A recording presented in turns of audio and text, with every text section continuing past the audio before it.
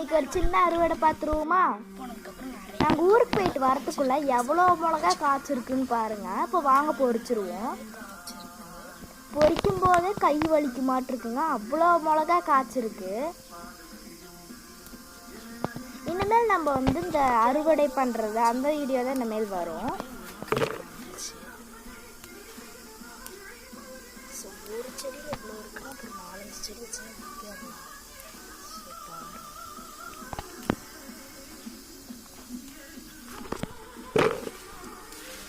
பாருங்க, இவ்வளோதான் பொரிச்சிருக்கா, அதுக்குள்ளே கை வலிக்குது.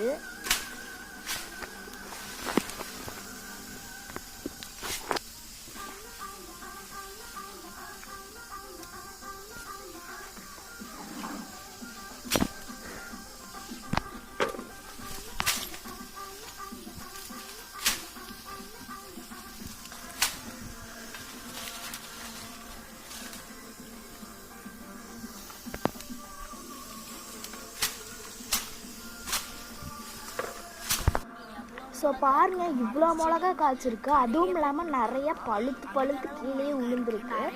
ஸோ 4-5 செடி வச்சு அப்புறம் எப்படி தான் வருமோ. இப்போ வாங்க அடுத்து நம்ம மாதுளை செடியில் பார்க்கலாம். நாங்கள் 20 நாள் தான் ஊருக்கு போயிட்டு வந்தோம். ஆனால் அந்த குருவி இருக்குங்க இல்லையா, ஒரு குட்டி குருவி, அது அந்த மாதுளை பழத்தை கொத்தி வச்சிருக்குங்க. பாருங்க எப்படி கொத்தி வச்சிருக்கு. ஸோ இனிமேல் அந்த காயுமே இல்லை, ஓகேங்களா? அந்த காய் இதில் இனிமேல் இல்லை. ஸோ அடுத்த வீடியோவில் பார்க்கலாம். பாய்.